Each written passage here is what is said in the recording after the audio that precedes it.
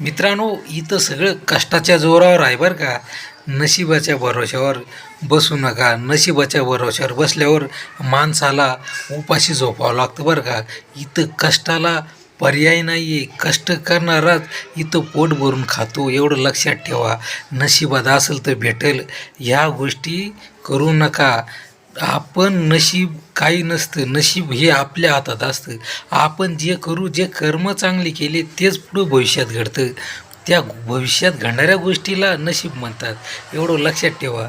तुम्ही म्हणणार देहाला पलंग पे, असं होणार नाही. त्याच्यामुळं लक्षात ठेवायचं, तुम्ही सगळं कष्टाच्या जोरावर, मेहनतीच्या जोरावर कमवू शकतात म्हणजे कमवायला कष्टाशिवाय, मेहनतीशिवाय पर्याय नाही आहे.